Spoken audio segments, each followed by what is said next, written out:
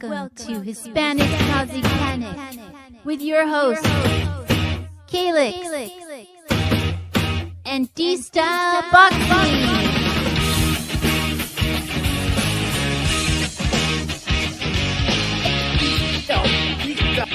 Boxing here.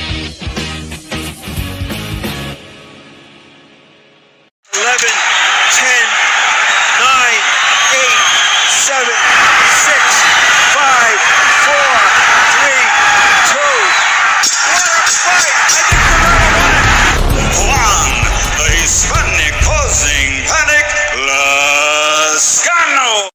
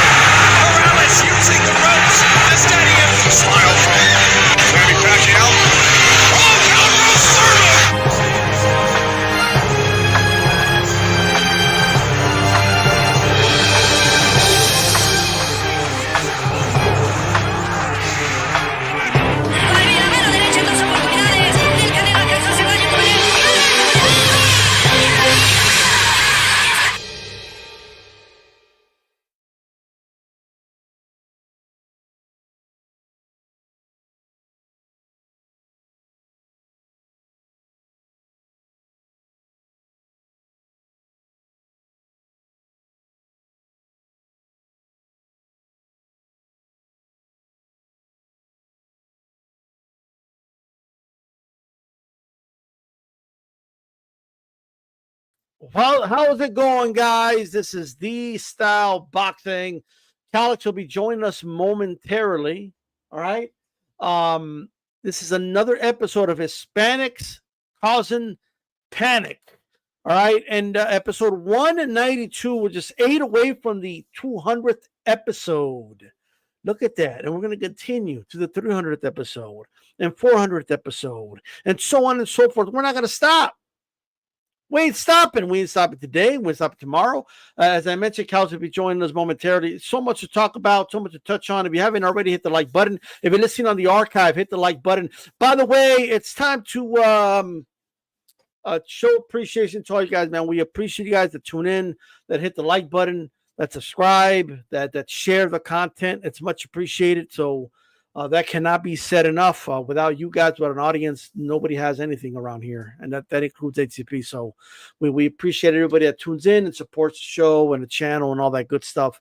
And hey, you know what I mean? That goes without saying. So take a bow. Like, you know what I mean? Everybody watching around, take a bow for yourself. I dedicate the show to you. This show's for you, right? And look out for us here on Sundays now. That I have Sundays off, so that should change a lot of things, right? And all that good stuff. So it's gonna be some changing of scheduling and things like that. But we're like pirates around here, you know what I mean? We're like the piratas of the YouTube boxing community, all right? And we appreciate once again everybody for tuning in. All right, now, so of course we're gonna talk about Berlanga fighting some felon, okay? It looked like a dude coming off of the crowd, and that's who he fought.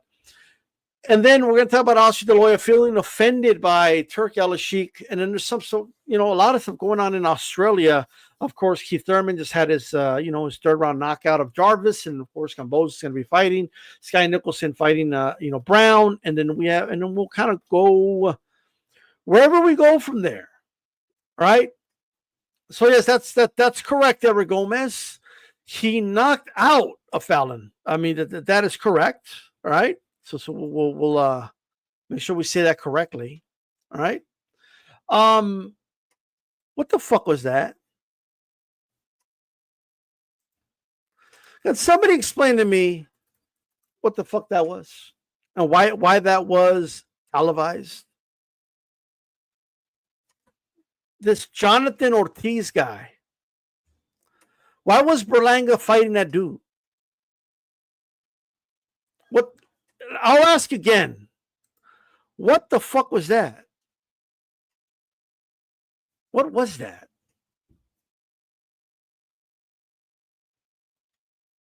It was a first round knockout.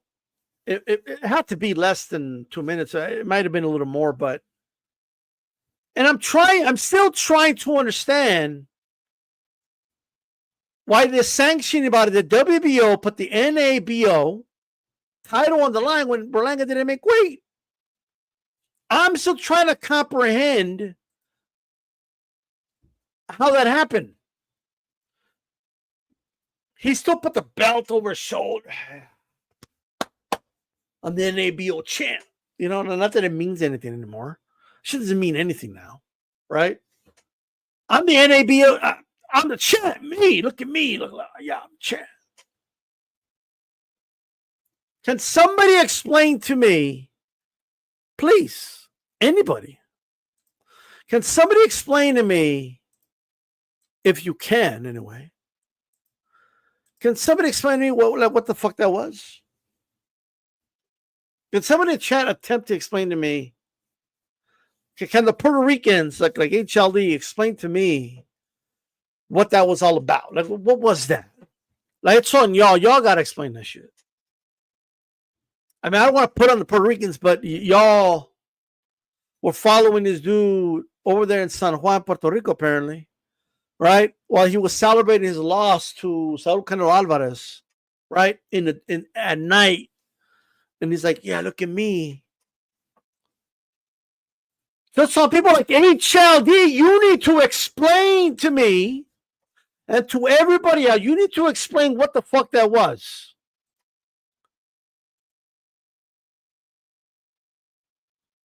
This Jonathan Ortiz guy, this felon, right? He looks fucked up even in this box rec picture. He looks fucked up. Go look it up. You don't believe me? Go look it up. Mid-30s guy, not that active, right? Came back in some whatever fights last year, right? And now they throw him in there with Edgar Berlanga for the WBO, NABO Super Middleweight Championship of the world. That title was on the line, even though he didn't make weight. So I'm still trying to understand. Edgar Berlanga weighed in at 169.5 pounds, but the NABO Super Middleweight Championship was on the line. How does that happen? Edgar Berlanga was a pound and a half over the weight. And he still. Can somebody explain this to me? He still put the belt over his shoulder. Like he fights this scrub, no offense to the dude, right? Who was basically this inactive guy, this felon, who was out of the sport for 10 years, came back with 2 no-nothing fights, and then he's fighting for the NABO championship, right? He's the one that makes weight, even though he looked like he was like way overweight. Okay, dude was sporting like love handles. Are you kidding me, bro? Berlanga's a pony. You throw that dude off of a freaking like 10-story balcony, he would float down. Or he would parachute down, right? By the looks of it. And this is the dude that throw him in there with. Berlanga doesn't bother making weight. He's coming off a loss to Saul Canelo Alvarez, and he's fighting for the NABO champ. Like, this is where we're at. I never seen this before. Maybe I'm wrong. Have you ever seen a situation where dude weighed over? Have you ever seen a situation where dude weighed over the limit, but they still kept the title on the line? He wins it. He puts a strap over his shoulder like if he accomplished something, right?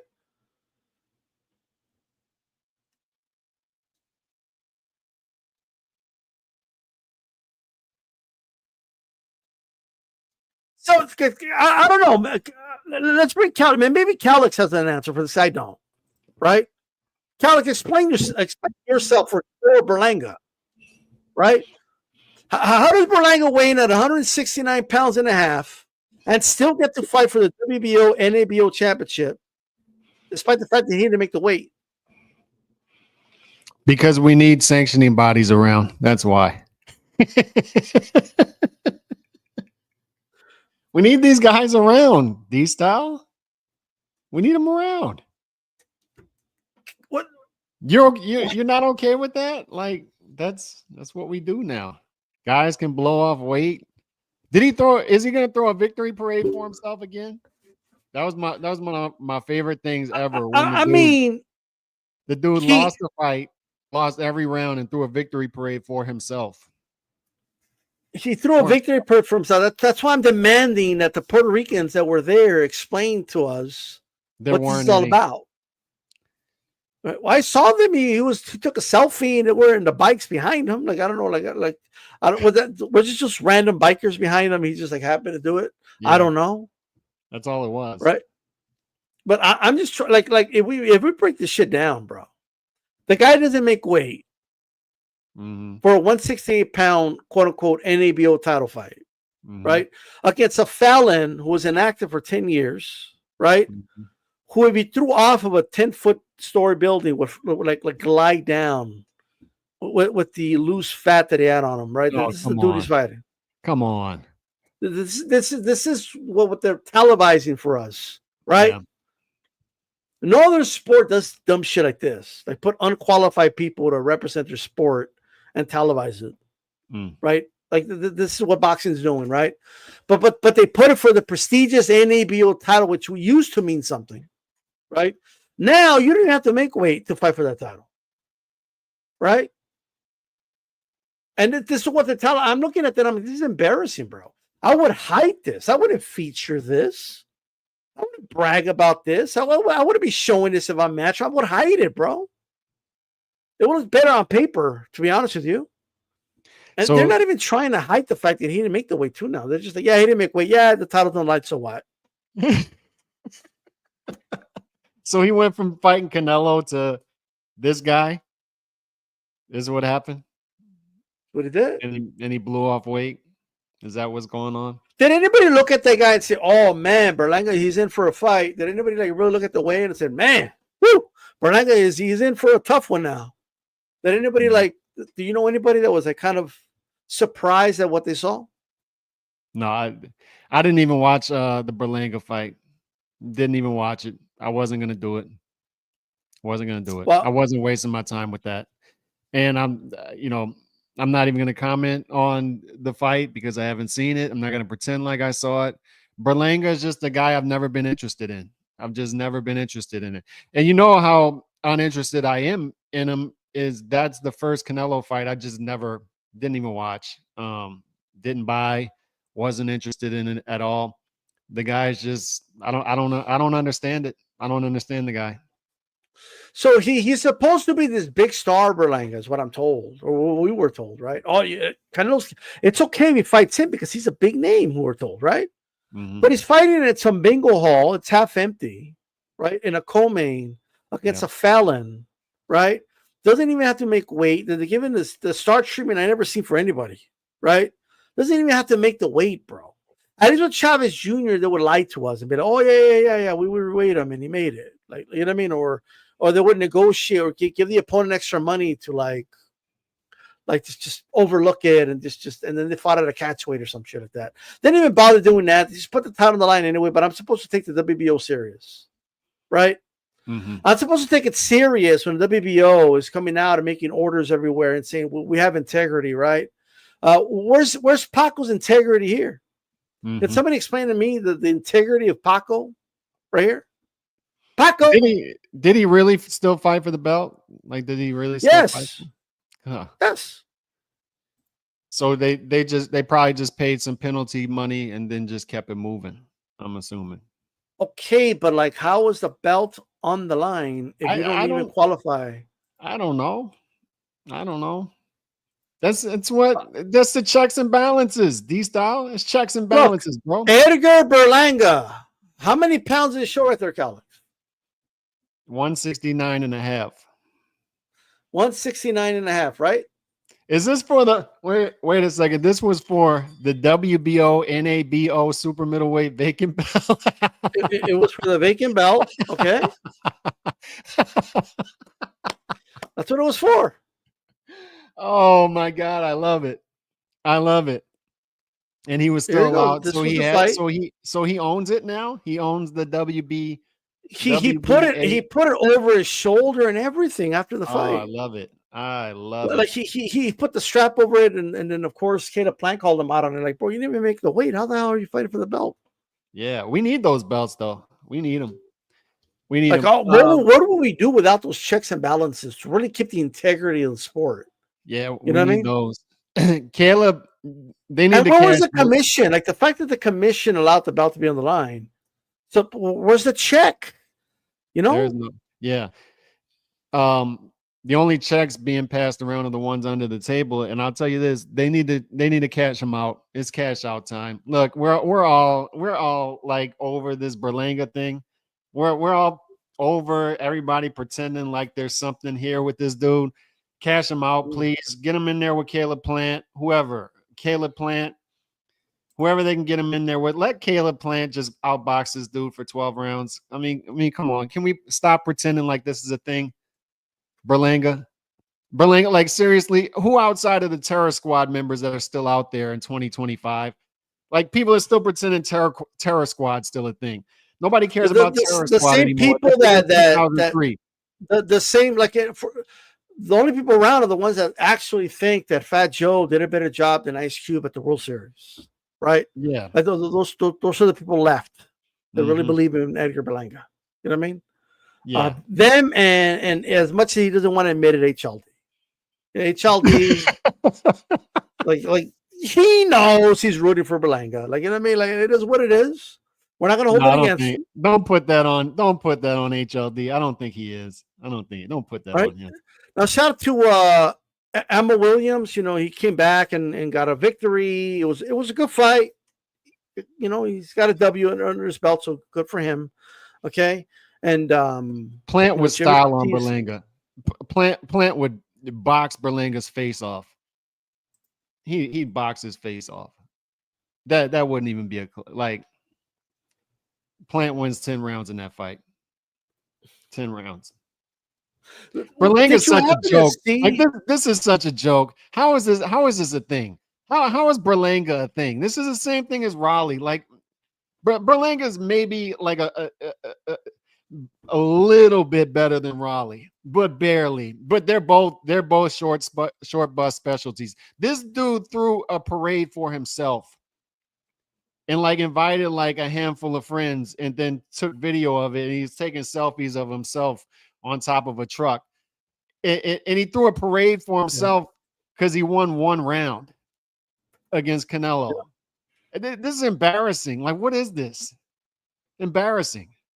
Did he win a round against Canelo? I mean, maybe not. Like he went 12 rounds, and like, look, man, I'm a Canelo fan, but that's the same thing I say about Tank. I'll never forgive Tank for introducing Raleigh to the market. Same thing with Canelo or Berlanga. Like, oh man, you should have knocked his face into the fifth.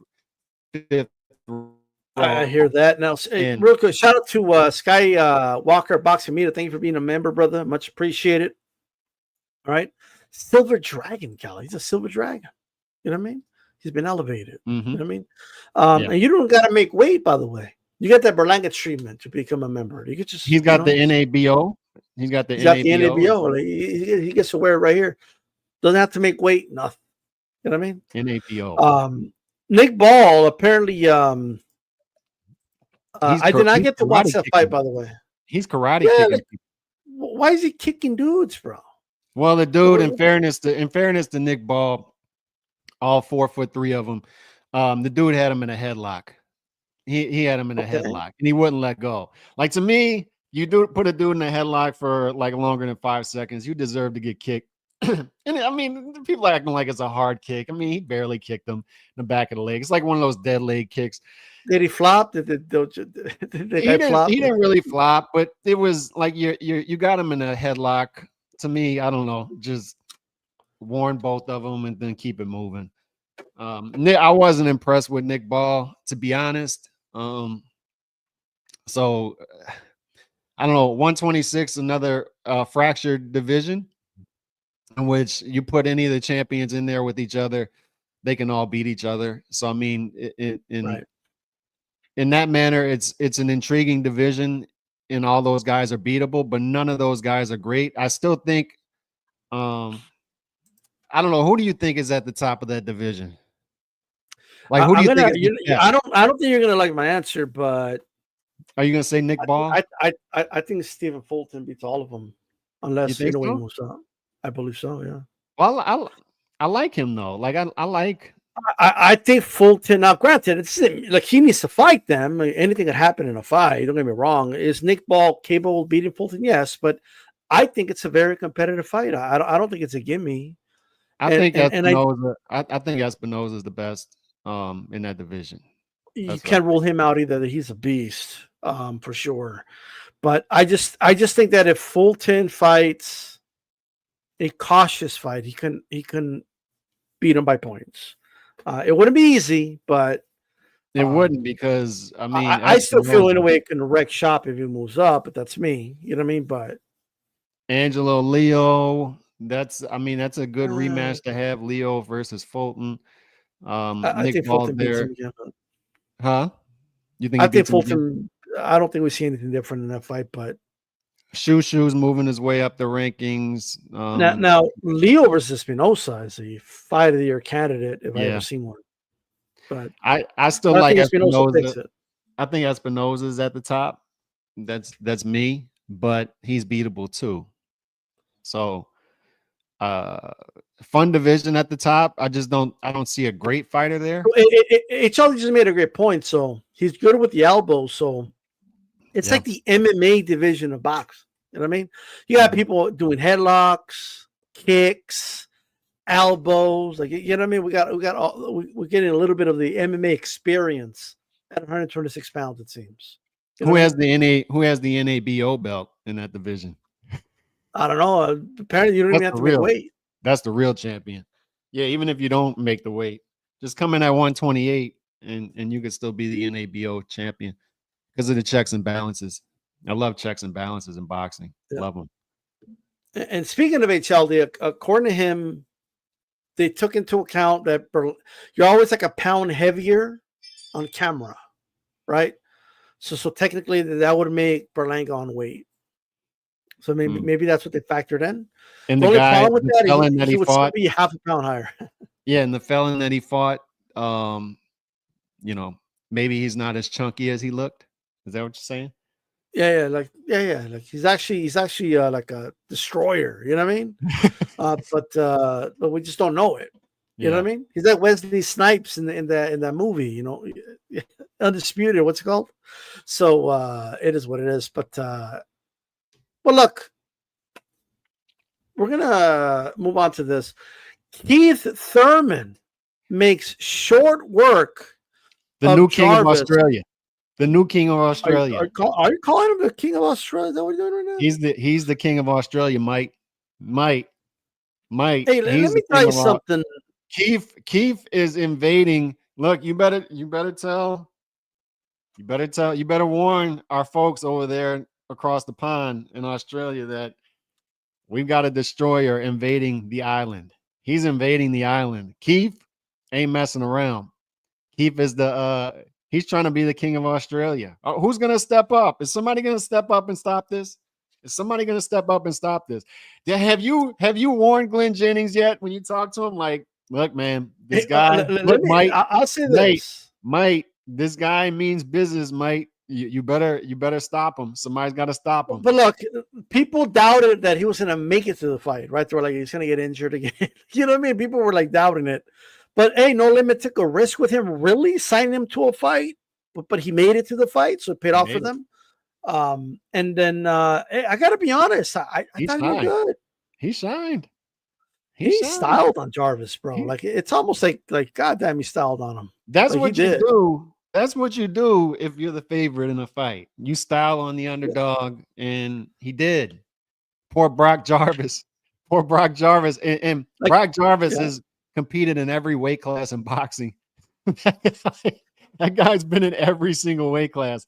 Poor Brock Jarvis got his I kind of figured, because there was this, like, I don't know what it was, that people thought Brock was this big, massive middleweight, and look, man, they looked around the same size to me. Once the punches started flying, they looked about the same size, to be honest with you. Look, mate. And look, mate. But Thurman's angles though gave him so many problems. Just moving side to side, Brock was just kind of, having a turn to the direction that Keith was on. And once Keith started giving him angles, popping the jab, and showing some patience, it just started to just unravel for Brock very, very fast. Nando said Sebastian Pandora is the king of Australia. No, look.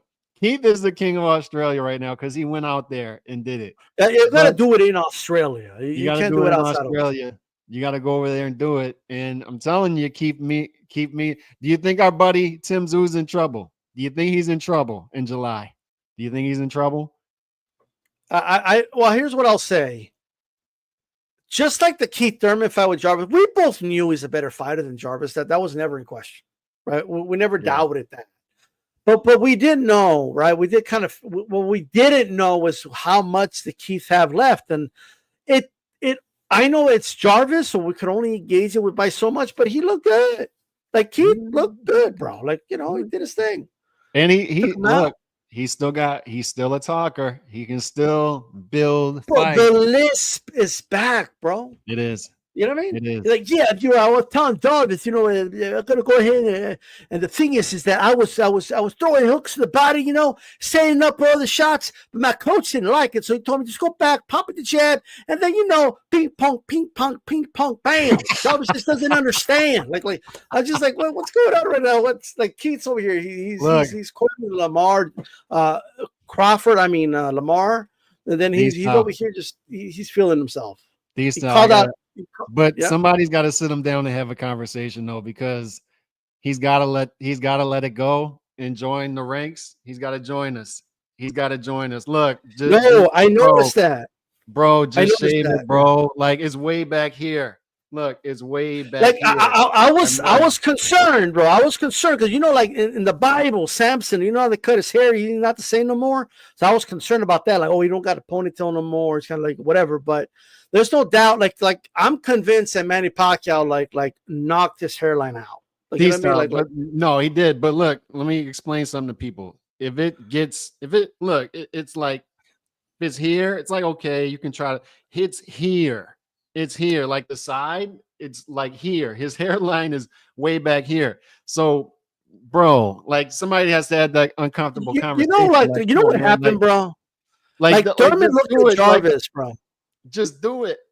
Look. He looked at Jarvis, right? He looked at Jarvis's nice shampoo, nice conditioned hair. You know what I mean? Like, Jarvis has some nice hair. You know what I mean? So, like, he looked at his hair, like, you fucking full of hair, motherfucker. Like, then he's got the nerve to like put like gel and hairspray in it. It's like, no, man. Oh, Keith was like, you're throwing it in my face now. You're showing off, huh? With his lips, like, this motherfucker throwing his fucking hair off right now, like, because he's trying to mock me out of that hair. Hair is like a bad relationship. You have to leave it before it leaves you. So that's what he needs to do. He needs to leave it. Like it's time. The hairline is back here, and he's got a bald spot like HLD's on top of it. Right? He's being invaded by both ends here. It's like, bro, it's time. Like you're surrounded. You know what I mean? Like when army's surrounded, like the cavalry's behind you, they're invading in front, you're losing. It's done. It's time to let go. It's done. Surrender, brother. Just embrace it. You know what I mean? It's almost like he sees Tim Tszyu as bald, so he don't want to go bald. I have more thoughts on that, but really quick, let's give a shout out to Chico. Yeah. Shout out to you, bro. Thanks for the $4.99 super chat. Saudi boxing hats are legit. Shout out to Mr. Boxing I'll be getting mine in a couple days.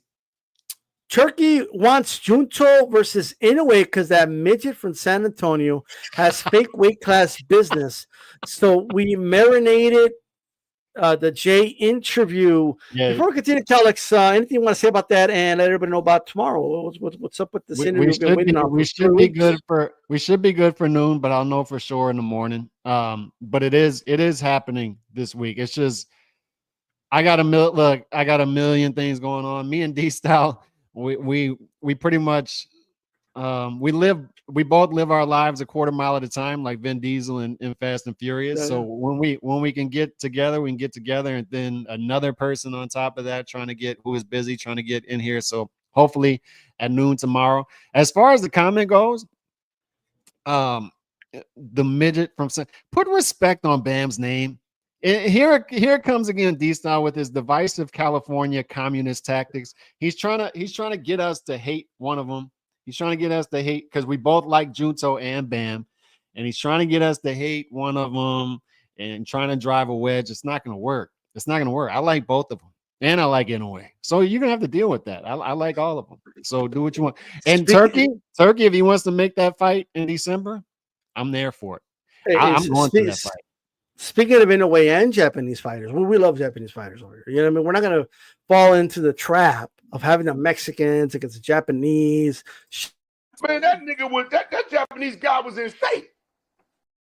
I have 3 Japanese fighters in my top 10 pound for pound, and I'm looking for excuses to put more in there. If I can find more of them, I can put in there. I'm gonna do it. so Chico says that Thurman has the PED hairline. Is that what LeBron has too? I heard LeBron's got the PED hairline too. Oh man, that nigga was that Japanese guy was in shape.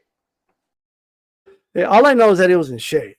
You know what I mean? Like, and but I don't know if they did testing or not, but I'm sure Jarvis was on some shit too, if that's the case.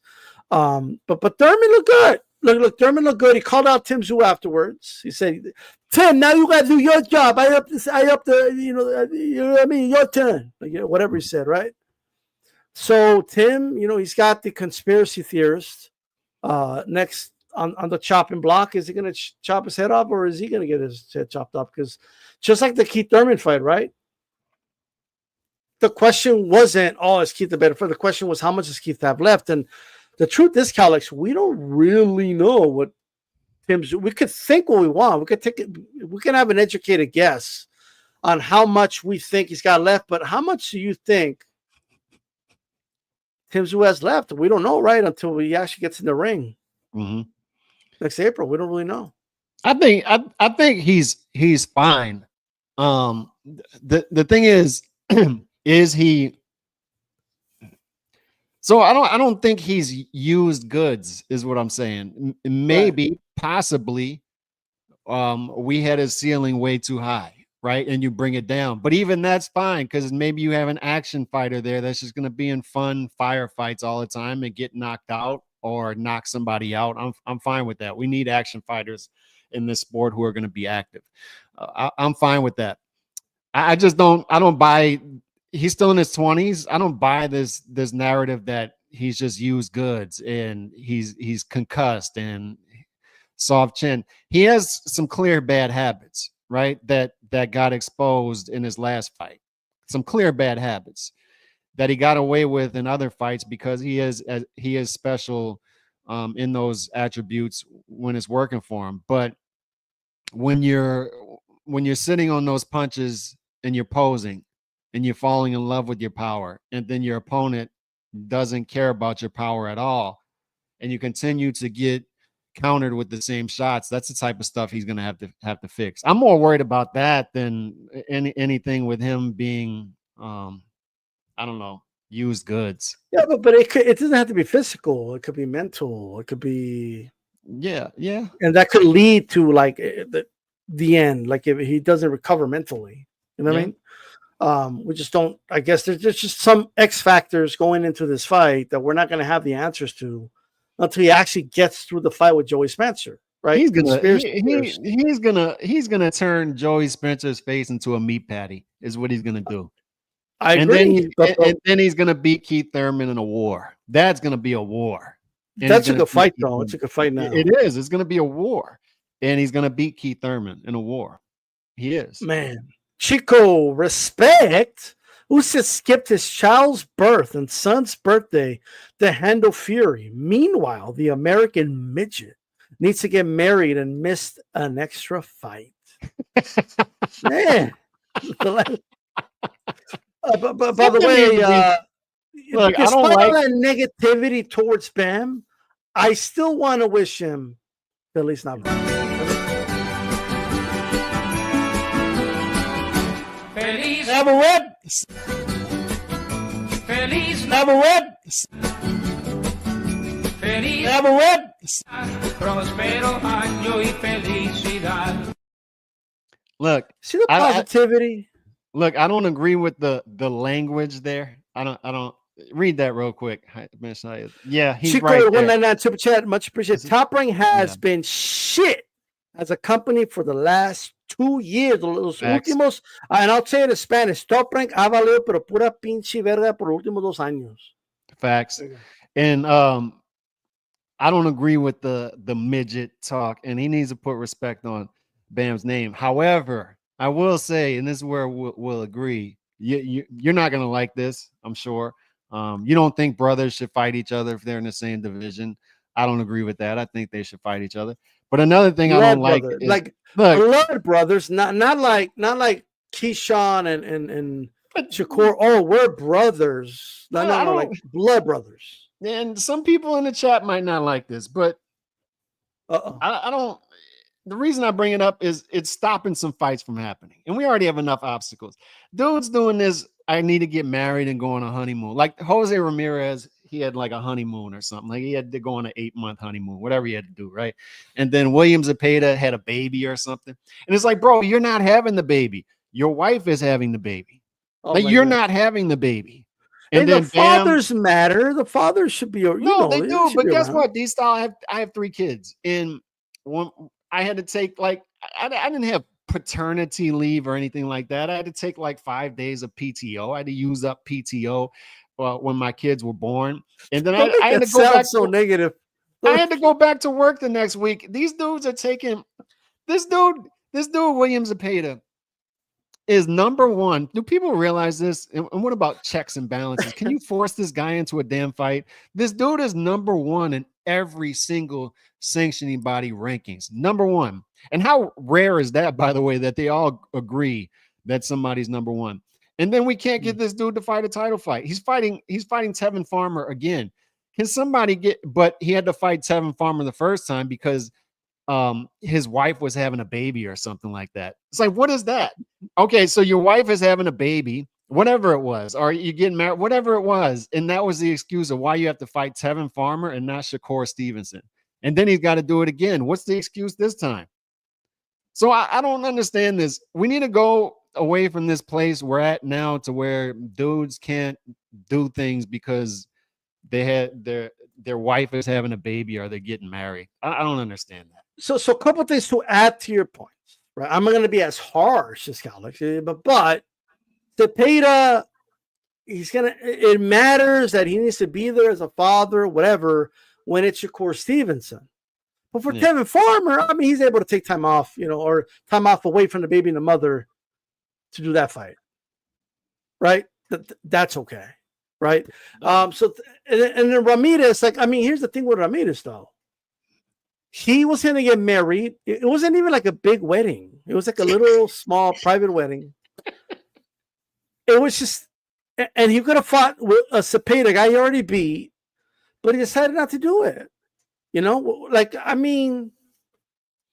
could have. I'm sure his fiance would have been okay with postponing it to get that fight. That's just me. You know what I mean? Like it's whatever. But my grandpa had my mom, he had to go to work like later that day. Like what is this? I don't understand what this is. Oh, that's no. Like toughen up. Oh my God. Oh, see, pugilist with a $5 Aussie, my Australian brother right there, Calix. You know what I mean? All right. So apologize for calling Keith Thurman the king of Australia. No, I didn't say he's the king of Australia. Well, I might have said that and misspoke. I'm saying he's trying to become, and you got a dude invading your homeland, Mike, and you need to stop that from happening because he's pretty close. If he beats Tim Tszyu in July, he's the new king of Australia. He's gonna plant that flag there with that receding hairline. And you're never gonna hear the end of it. A dude with a hairline like that cannot beat Tim Tszyu. You know what I mean? Like, this can't happen. Like it's Like you can't lose to do with a receding hairline like that. Like, you know what I mean?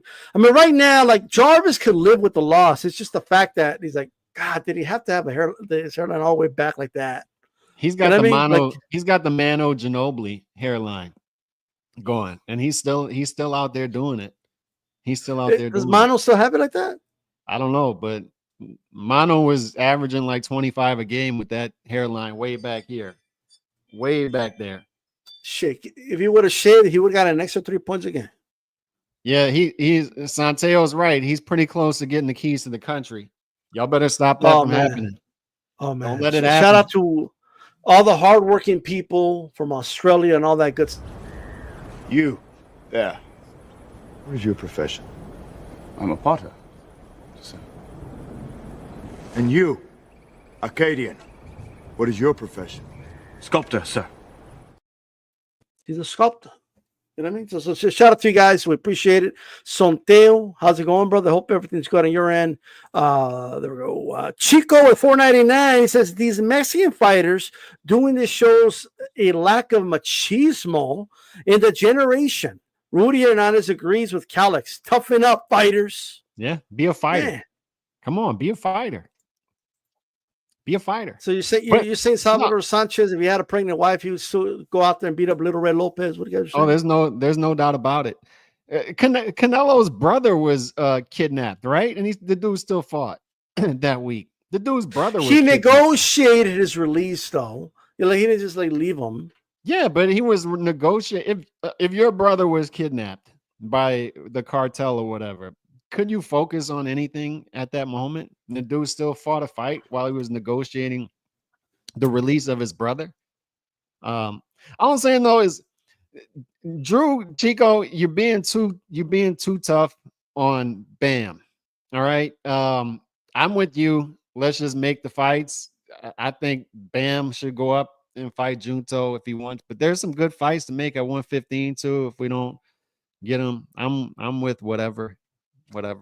Whoever fights the fights down there and wins is my pound for pound king next year. That's how that in a way already is to me. But if Junto goes up there, even if he loses, he's still going to stay in the pound for pound rankings for me. And shout out to Chico. He's a hardworking man. You know what I mean? I'm a hard-working man. I wear a steel hard hat. I can ride rope, a hammer and paint, do things with my hands that must be. Well, there you go. Is this cap or is this real? I didn't know this. Canelo's own family kidnapped the brother. I don't know. I have no idea. I'm not even gonna get involved in shit I don't know about. You know what I mean? But I don't know about that. Just want to give a shout out to the chat here. Lance Mayer, Sonteo Media, Remy, Nando Llama, HLD, JC, Chico, Carlos M. Calix. Carlos M. Mm-hmm. You know what I mean? Are you getting used to it? Carlos M. Yeah, he rebranded himself successfully. I like it. Yeah, like that Chicano prophet just doesn't sound good anymore. You know what I mean? It's kind of he's I like Carlos. You know. Once again, shout out to everyone from Australia, Aussie, pugilists, all that good stuff. Speaking of Australia, Calix, are you excited about Cambosis? He's back. Yeah, mate. The dude was offering to some troll on Twitter like a job to clean his gym mirrors. I'm like, well, how much you paying? Like, you know what I mean? Because he was making it sound like he's paying some good money for that. You know what I mean? But, yeah. Camboso's always brought the heat. I don't mind him. He can talk some trash too. So nobody really cares about the Cambosos fight. He's fighting this dude called Jordan. Not to be confused. He's not related to Michael Jordan, you know, but Dowd Jordan, all right, is it's gonna be a 12-round fight. No NABO belt or anything on the line, no WBO belt or nothing like that. I guess it's just a little bit of a comeback after the whooping he took from Lomachenko, but and he hasn't really been able to get a victory in Australia. So just to get a W there, 2 fights in. Hugh's going to be fighting Sugar Neeks in a rematch for their bantamweight. I believe that's the WBA title. And Sky Nicholson's going to be fighting Tiara Brown, who we actually interviewed about 2 years ago. It's been, I believe. She's been wanting that fight for a couple of years. Yeah. She's wanting that fight for a while. A lot of talk has been done. The talk will be over. They'll be fighting. And while Tiara is a 4-1 underdog, and it is in Australia after all, and the Nicholson is undefeated, looked really good in that Raven Chapman fight, which a lot of people thought was going to be close. It wasn't. She won every round comfortably. And we have yet to see Sky really struggle in a fight. So I do think despite who wins, she's going to struggle a little bit in this fight, but I do think Tiara Brown could pull it off. Yeah, I'll defer to you on that one. Camboso sells a lot of tickets out there. He's a ticket seller out there. And I think he's become like the Gabe Rosado of that division, lightweight division, even at 140, to where you can continue to recycle him as a name. He's the one-hit wonder that got Teofimo Lopez, so he can continue to leverage that into fights as long as he can win this fight, and his name will pop up because he's a name of somebody can put his name on a resume and get a pretty easy fight if they're any good. Yeah, I think he should win that fight. This Jordan Cat, he's okay, but I just don't think he's at Cambosa's level. Cambosa should win the fight. I know we were asked by Miss Sanchez in the chat, is it true that he'll get a fight against Hitchinson if he wins? Probably. And who the hell is Hitchinson going to fight? I mean, but I don't think he could beat him though. I don't see Cambosa's ever winning a world title 140. He can't beat Hitchinson. He can't win that fight. He can't win. do it. No, his wife is going to be at the top of the staircase. You can't win. You can't do it. You can't win. You can't win. You can't beat Richardson Hitchinson. You can't win. And he's still going to fight it though and lose. Yeah, he can't beat Hitchinson, but Hitchinson will bore us all to death. so I think Cambosa wins this fight. I think Sky Brown should be a good one. I think Brown will win that one, but again, look, if Sky Nicholson wins that fight, people need to give her credit, right? Because I know people have been saying, when's she going to fight somebody? When's she going to fight somebody? I thought the Raven Chapman fight was a good win personally, but some people still weren't impressed. But this is a fight that if she wins, you got to give her credit. Like her, not like her. A lot of people don't like her. A lot of people love her. But regardless how you feel personally about her, you got to give her credit if she wins this fight. But Tiara Brown obviously will get credit if she wins. So I think it'll be a good fight. And Sugar Neeks, I think, wins a rematch against Nina Hughes. I think I thought she won her first fight. I think she'll win it in similar fashion this time. She'll be a good card, and that'll be that. But Cambosa's, though, he'll still, I still think they'll give him one last hurrah. Like, just put him on, put somebody like Hitchinson, they'll probably send him to Australia, get that win over Cambosa's, get a payday out of it, and he'll be used in that way, I believe. So yeah, we'll see. Did you know, Calix, before we move on, that apparently Power is no longer with Matchroom? Apparently signed with No Limit. Mm-hmm. Like, they really let go of him after one loss at Hitchinson? Yeah. That's crazy, bro. And the thing is, they never marketed him in Australia. Like, they had him fighting Hitchinson in Puerto Rico. I mean, it just didn't make any sense. Yeah. Right. So beats Matias. He has a style that I believe is exciting. I don't know. I don't understand why Matchroom. Maybe the contract right now to No Limit offered him something better. I have no idea, but it's what it is. But Liam's a good fighter. He's a good fighter. Yeah, because I think Liam's better than Cambosa's. Now, whether he sells more tickets than Cambosa's, I don't know, but I do too. Yeah. So, you think they're going to explore that? I think Paro versus Cambosa's is I'll have to defer to Australian friends, but I think that's a big fight over there in Australia. I think it would be too. I think that would be a big deal. I think it's the best fight for both of them at this point to make. They would both make a lot of money, and I don't see why not. quite frankly. But he's with No Limits. So I guess I don't understand that move. You know, maybe it's just a 1 fight deal with no limit, so he could fight domestically. Then he'll resign with Matchroom. I don't know, but I guess we'll see. But from my understanding, I think that's what's going on there. Let's talk about Oscar De La Hoya. Did you know that Oscar is mad? Is he? I felt offended when he said he was going to give to Dana White. I've been in the business for 20 years.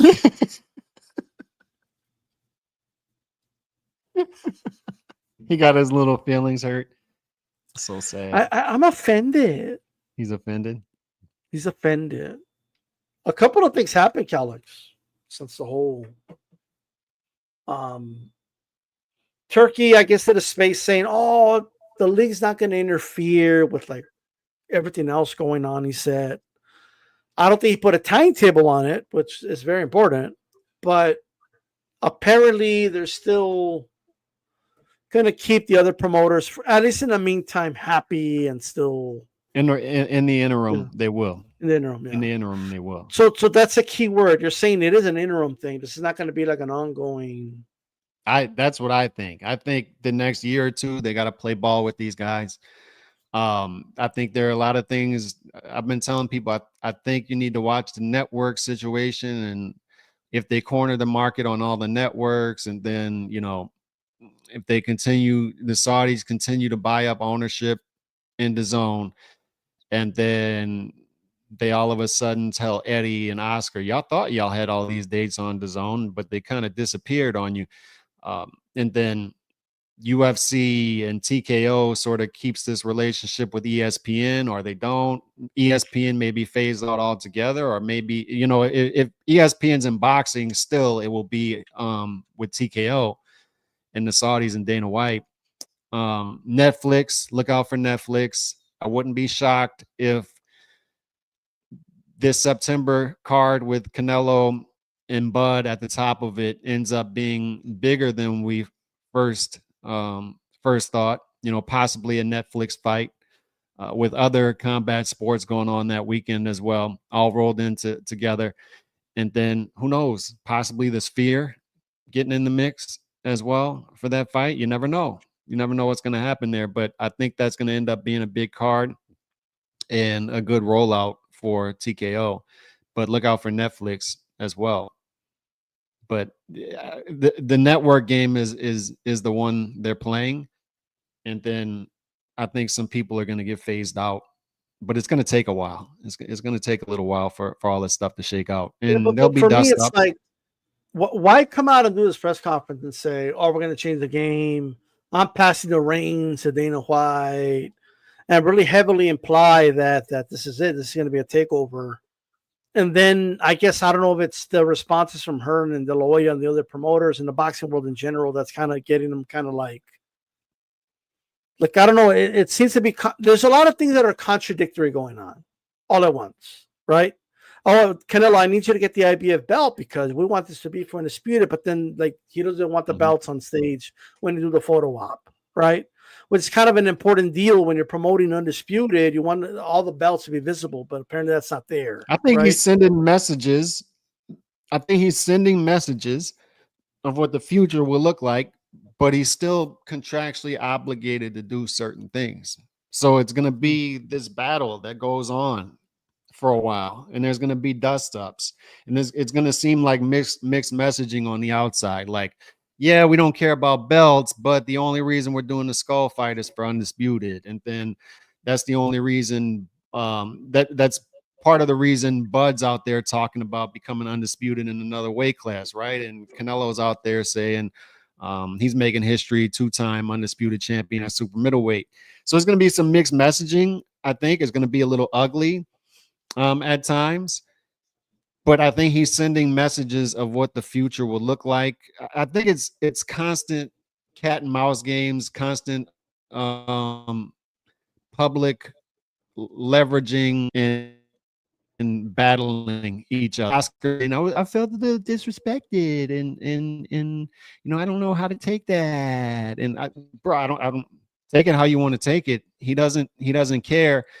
And there's gonna be pushback, and then there's gonna be like acquiescing pushback, acquiescing from sanctioning bodies, power brokers, but I think Turkey is sending messages. I think TKO is sending messages. Dana's been a little more calculated on how he speaks. He's been a little more careful of his wording and stuff like that. But Turkey, it looks like he's just ready to go balls deep in this. But there's only so far you can go. Maybe you can only put the tip in right now. Pause. Good Lord. Yeah. Well,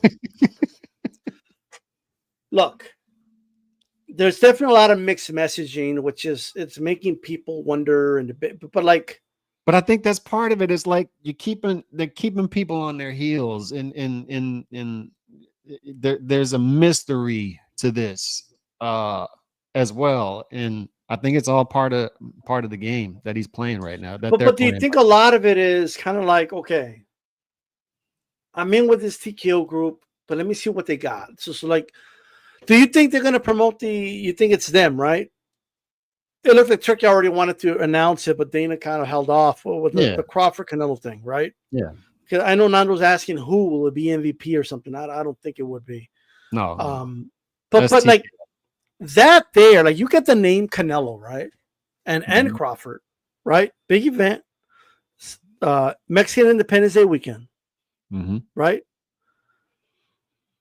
I mean, that's gotta sting like the Eddie Hearns, even De La Hoya not that De La Hoya really realistically thought he'd be the main promoter there, but that's gotta sting them, right? It's gonna be like, oh, you're gonna give that fight to that guy, right? And I think Turkey at that point, however successful that event is how they're gonna move, right? Because if that's a massive success, then I think it's going to influence how fast the takeover starts moving. Is what I believe.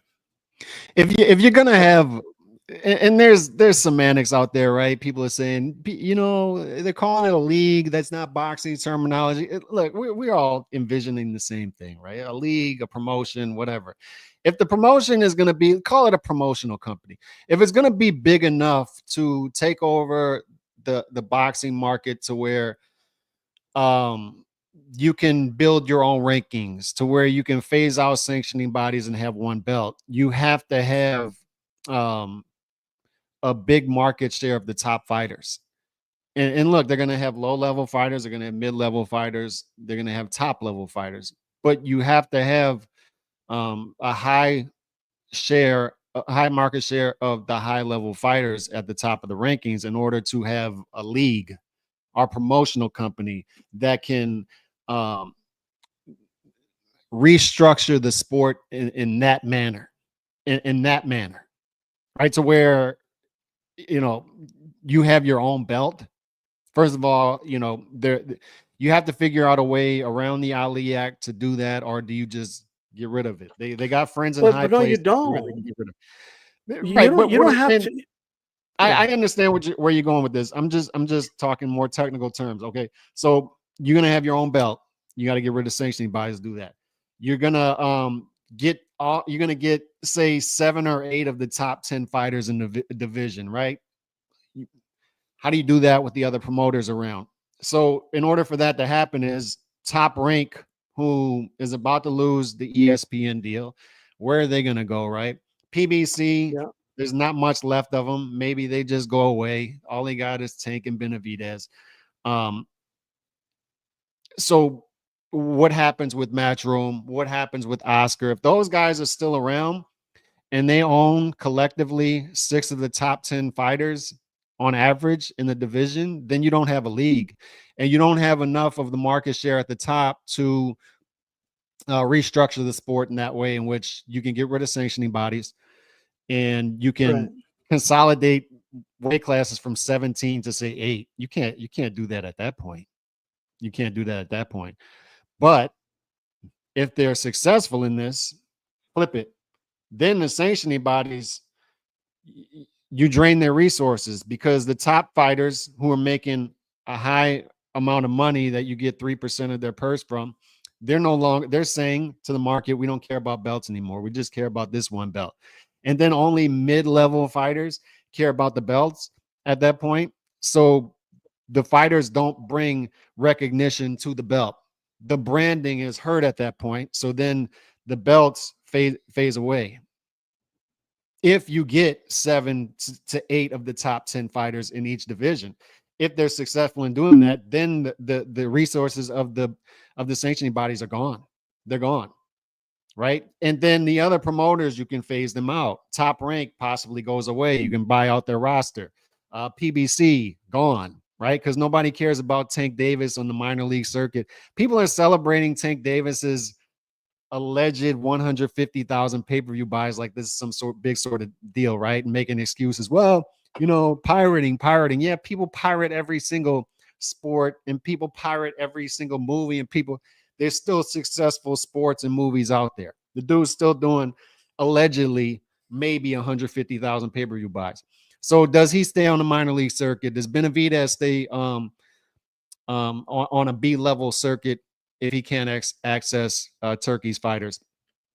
You know, so what I'm saying is, if they're successful at this, then they've got something, and we can restructure the sport in a meaningful way. If not, we still have a fractured sport.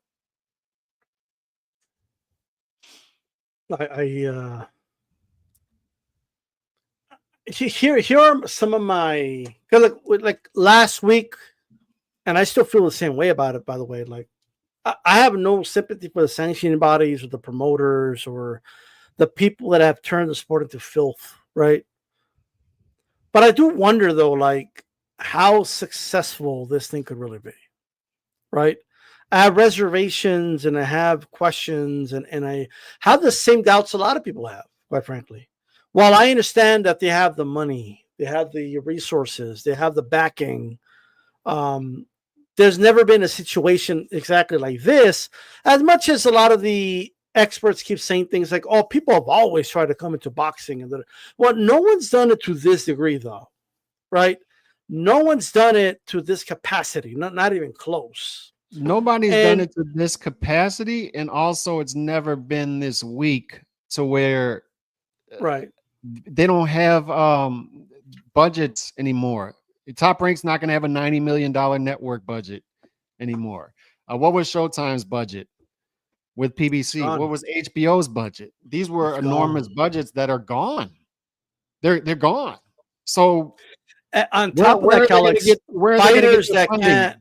On top of that, fighters that cannot carry events on their own through pay-per-view to make profits either, right? No budget, not a lot of stars that can help make profitable events, quite frankly. Mm-hmm. And most of the fighters getting paid are all subsidized through Saudi Arabia. Most of them. It's a pay-per-view weary market. People aren't going to want to hear that we got to pay $80 plus tax for just to see our favorite fighter fight anymore. Where are the Top Rank fighters going to go? Where are they going to go? And like Drew said earlier, the past 2 years from Top Rank with that budget, that's all they've given us. That's all they've given us.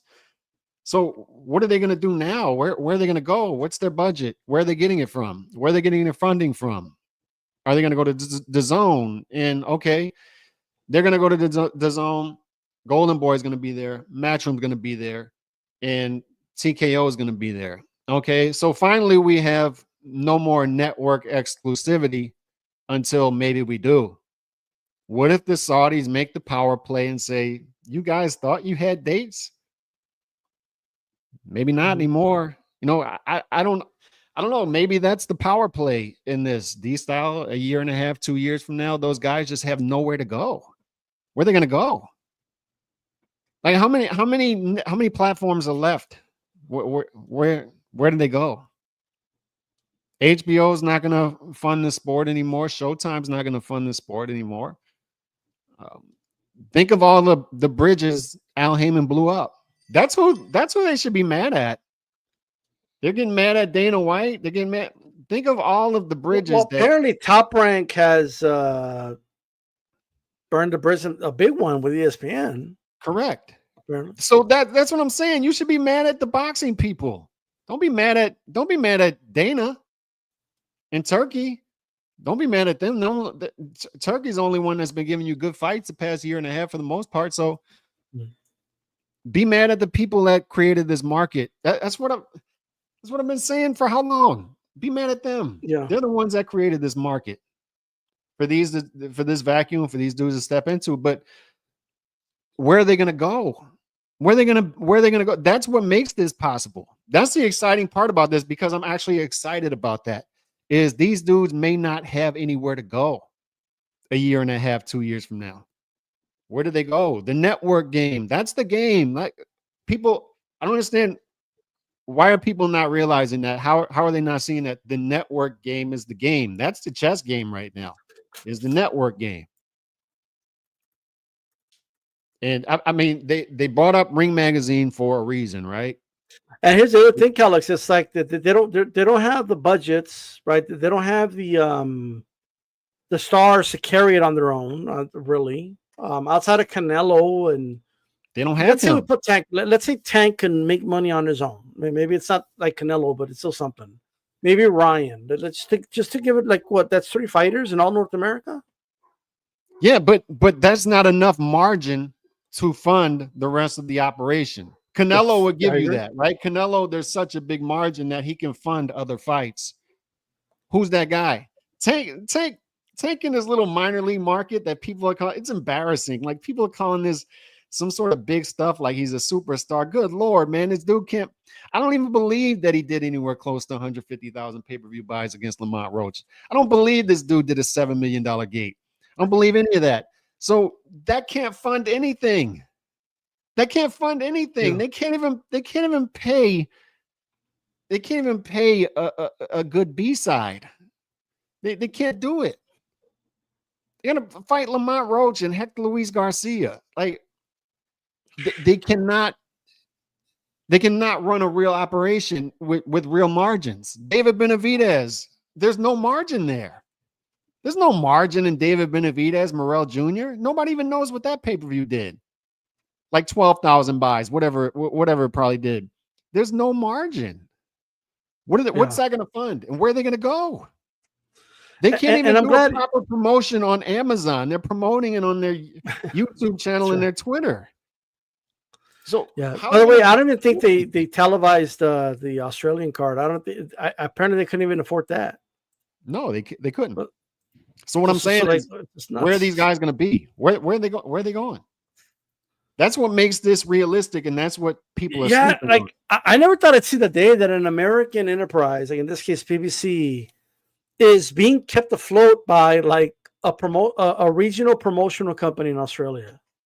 Is forking up the money so like Spencer and Thurman can get fights because they can't pay these guys, and they need to stop. Like the Australians, I don't understand No Limit. They have a great relationship with PBC. Why? For what? For what?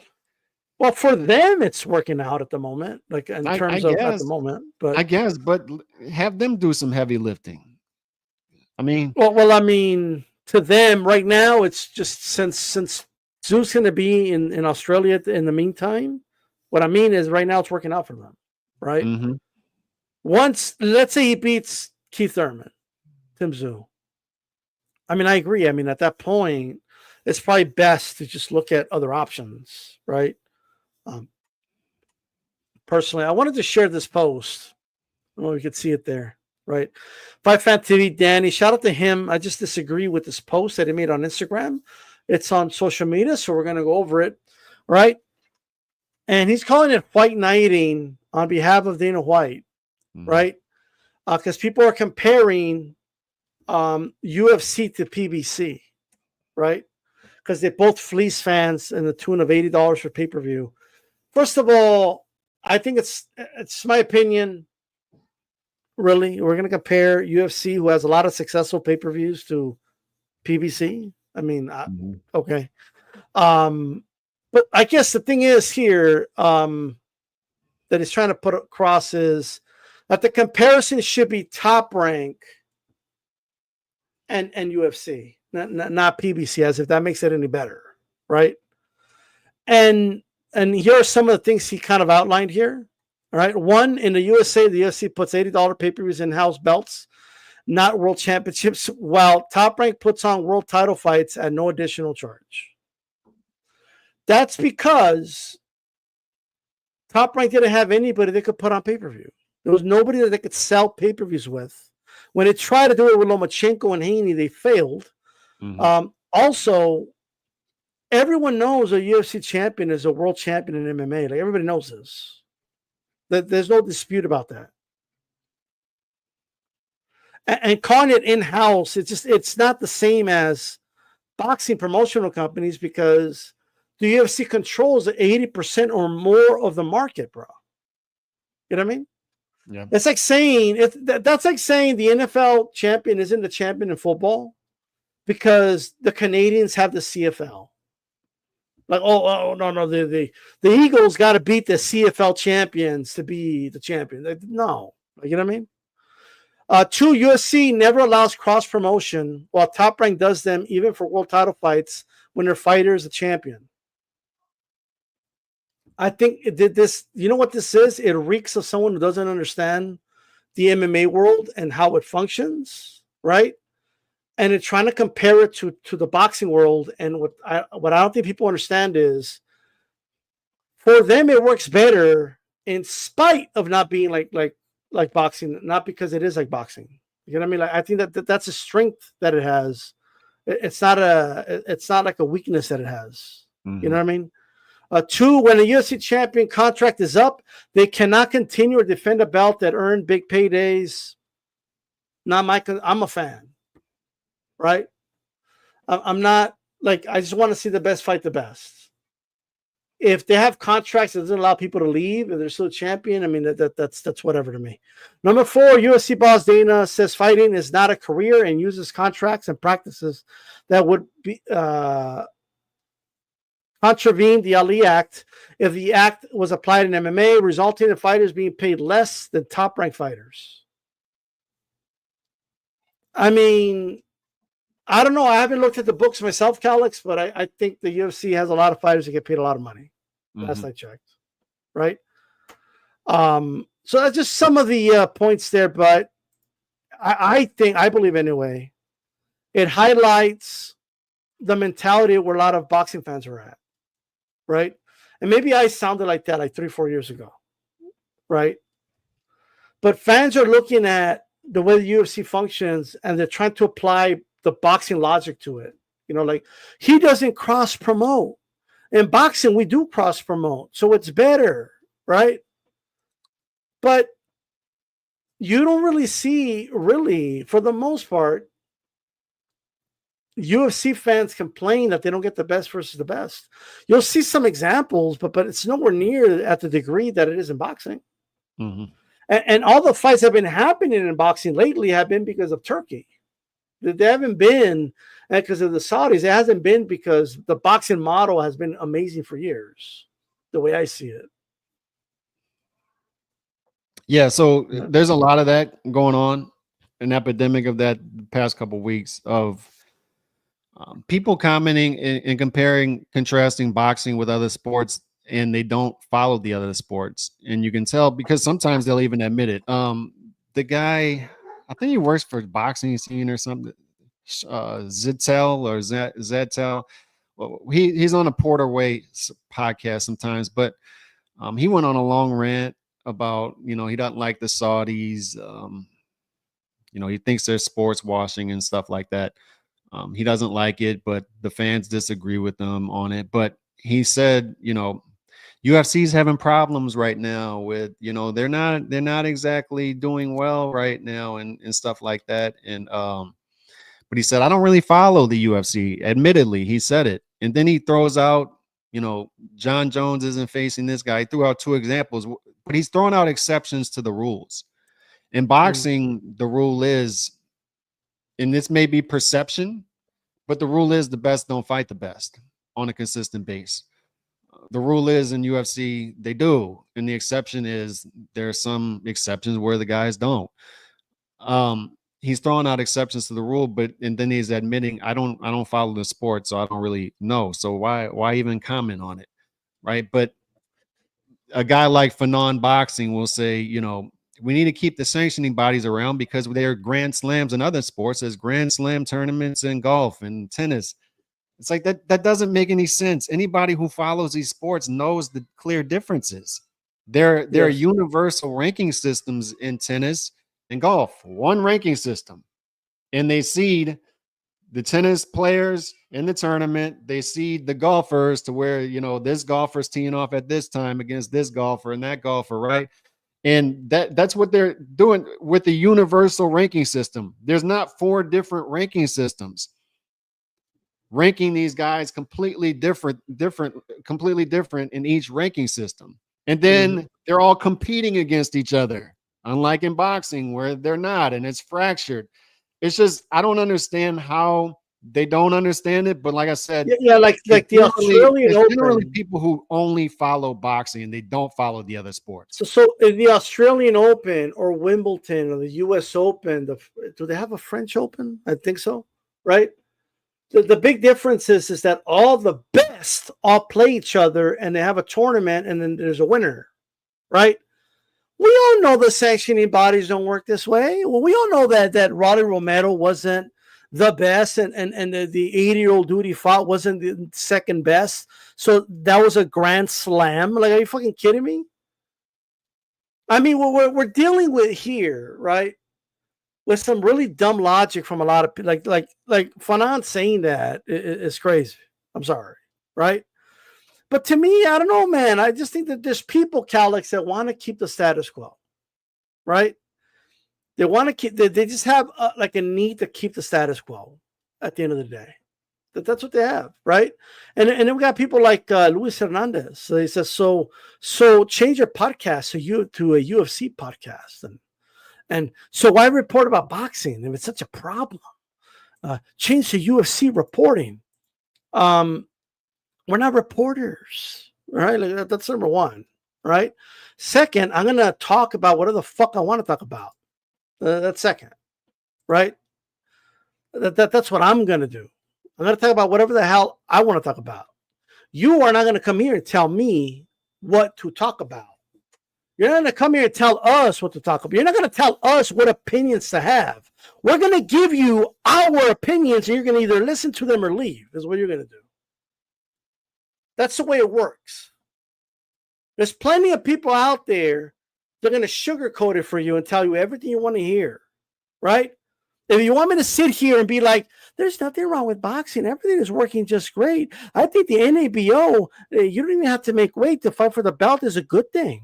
I think it's a great thing to uplift and bring the spirits of the boxing fans. And we shouldn't be telling people that Berlanga didn't make weight and he's fighting for a title anyway. We shouldn't be doing that. We should be uplifting Edgar Berlanga. Edgar Berlanga, he brings tickets, so that's a good thing. We need more of that. We need more sloppy Mauricio Suleiman making decisions, that are different for one guy over the other. We want a sloppy Mauricio Suleiman to allow Jermall Charlo to keep the belt for as long as he wants, indefinitely. That's okay. That's what we want. We want to keep Thurman to be inactive for 3 years and just be ranked number 1, literally out of nowhere, right? That's what we want. Rolly Romero to fight for a vacant belt, right? Coming off a knockout loss.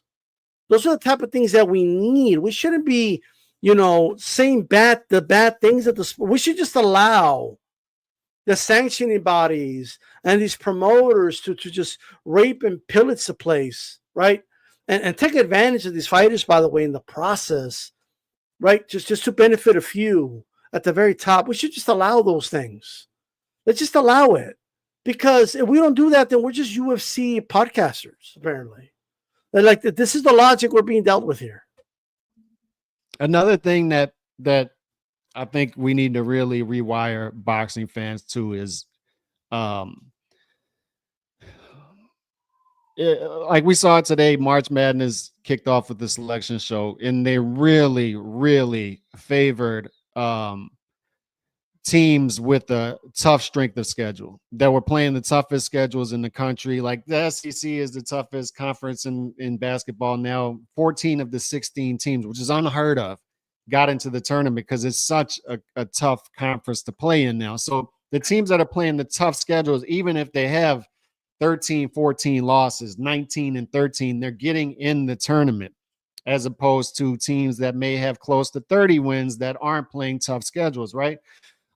Same thing happens in UFC where their fans don't care. They don't throw fighters away after losses, even a handful of losses. People are confused as to how does this guy have 6 losses and 3 draws and he's in the main event.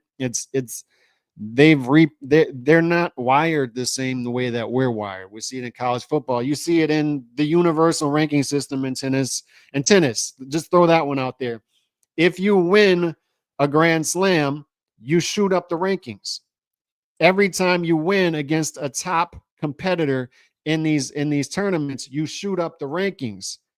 Even if you lose against a top competitor, you may even go up the rankings. So that's what we need to be doing in boxing is reprogram the boxing fan and that's what Turkey is doing right now, because you have heavyweights, we've talked about them, that'll lose a fight and then 3-4 months later they're back. It's like Deontay Wilder just lost a fight. 3 months later he's back. It's like, yeah, that's what should happen, bro. Like, a loss is not the end of the world. You shouldn't lose a fight like Errol Spence and disappear for 2 years. You shouldn't lose a fight like Mel and disappear. You shouldn't be losing fights like some of these PBC fighters and just disappear off the face of the earth. Like, what is this? Stephen Fulton Jr. is finally getting back. Disappeared after 14, 15 months after a loss, right?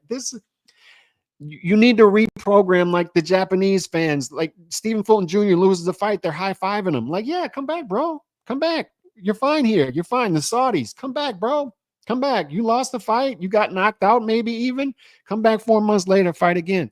We need to reprogram people to think this way that, yeah, you fought a tough fight. You lost. Come back. Who cares? Who cares? And we need that mentality, but it's generally the boxing only fan that doesn't understand the other sports, but they will continue to compare and contrast boxing to other sports, and they don't really have the knowledge to do it. And then they've been brainwashed to eye test. Everything is the eye test. It's like, good Lord, man, can you dudes please ask for a resume? Remember when I got a notification the other day, by the way, like when I did my first video on this, like it's been a long time, bro. Like we were on here in 2009. That's crazy, right? I just think about that. But I still remember, like, do you remember when like most of us were just talking about like, hey, that guy and that guy, I want to see them fight because, you know, that's a great fight. I want to see it and I want to know who the best is. And around that time, like there was always guys that came around and would try to explain to us like why it's okay and why we need to understand why we're not getting those fights, right? And there was like a battle back then, and the battle was the fans that just wanted to see the best fight the best, and then there was like as Steve Kim would say, like the fanagers, like the guys that want to explain to us how the business works, and we need to understand. You need to educate yourself on how things work, right? Boxing's a business, and Calix, those people won. They won the narrative battle. They won, right? They won the narrative battle, and because I see it in people, I see it in the fans, I see it in people that give pushback and try to explain to us why things are okay the way they are, and if you don't understand, then you're just a fan. I said that's a bad thing. You know what I mean? Like being a fan is a bad thing or whatever. But like they won, bro. Like we have a bunch of people that are explaining to everybody how the business works, and now they're doing this thing where they're like, they want to come in and change the sport. And they come up with these quotes, like Dan Raphael quoting like Bob Arum. Like, you know what I mean? Like Arum once said that boxing is like a cockroach. You can never kill it. Oh yeah, that's so true. Like everyone, like boxing has this thing where it being like an OG sport and has a lot of OG fans and people that have been fans for a long time, has a lot of exclusivity with fans, like people that are boxing only fans, as you mentioned, right? Mm-hmm. And people like that are very, very stubborn. You know who was like that for a long time? But they kind of relaxed it a little bit, maybe not all the way, but baseball fans. Yeah. Right? Baseball fans were the ones fighting replay, right? No, don't ruin the game by bringing replay like you have in the other sports. And don't put a clock on the pitcher. We never had a clock on the pitcher. Who cares if the games are 4 or 5 hours long? That's baseball. A real baseball fan understands the science behind a pitcher walking off the base and spitting and killing 4 minutes at a time to do one pitch. They understand the science. Be like, man, put a fucking clock on it, bro. Let's keep it moving, right? And you know what happened when they put the clock? They didn't go anywhere. They just, okay, cool, right? Yeah. They introduced replay. Okay, cool. But those are my thoughts. And Callum Walsh just slept Dean Sutherland in the first round. Put him to sleep. It's time for that step up fight for Callum Walsh. Right hand uppercut. Just put him to sleep. Nasty knockout. You think they could put Walsh in there with Jarvis? Aren't they around the same weight class? Yeah. 154. Yeah, he could be in the mix there. It's time to step him up. It's time to step Callum I think that's a good fight right there. Look, I'm looking forward, College, before we go. I like Callum Walsh. I like Callum Walsh versus Xander Zayas in New York. That's what I like. Well, here's what I like. So I tweeted this out. Everyone's talking about the king of Australia, Keith Thurman, but I think Keith Thurman, we're going to see him in 3 years, okay? Oh, come on. No, we're going to see him in 3 months is what we're going to see.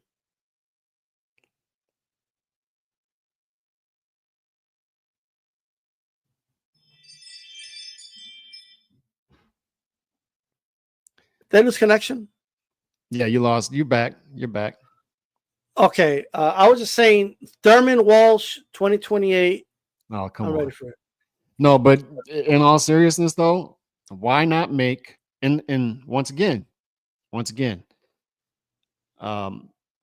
Chauncey has brought this up, and it's a good observation to make. We need to do more prospect versus prospect fights, contender versus contender fights, instead of carefully bringing these guys up. Japan does it well. Japan will put prospect against prospect. They'll put contender against contender. They'll put these guys in tough quicker. Nikita Zub against Walsh. They'll get their guys to 12-round fights quicker, title fights quicker. What I'm saying is Callum Walsh and Xander Zayas are around the same point in their career. Just make the fight. They're both draws in New York, or decent enough draws. You can do that in Madison Square Garden. You can do that type of fight. I'm all for it. It's a fight you can do in the summer. Just make the fight. Come on. Hold on, Calix. Here they come, Calix. I know. Hey, man, you understand the boxing, but boxing is a business, man. We need to marinate. Well, why would you do that when you could instead, have them fight a bunch of nobodies, build it up, and maybe in 2032, it could be a big pay-per-view fight, because we've totally been doing a lot of those lately. Yeah. Right? We can marinate the shit out of it. Make that fight. It's a good fight. Yeah, I think there's something wrong with the model. I think there's something broken with the system. And I'll leave it with this, Calix. Back to what I was saying. Those that spread the narratives, like like the whole where it's a business, you need to understand. They want the narrative, and all the fans because there used to be a lot more people in the YTVC that talk boxing. They're all gone, right? They're the ones that just gave up on the sport, started watching something else, right? And they're gone, and we're losing people, right? And we're suffering through the consequences of what we have. So it just is what it is. Any final thoughts before we wrap this one up? No, I'm good. Like I said, make those fights sooner. If Turkey wants to make Inoue versus Junto, go for it. They want to make Junto versus Bam, go for it. They want to make somebody wants to make Callum Walsh versus Xander Zayas, you should be. Go for it. Go for it.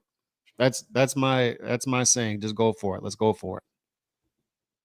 Let's go for it. Well, guys, this is The Style Boxing, and for Calix, hopefully we'll get that interview tomorrow from Calix, right?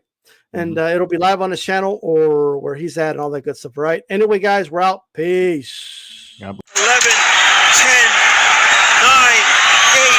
7, 6,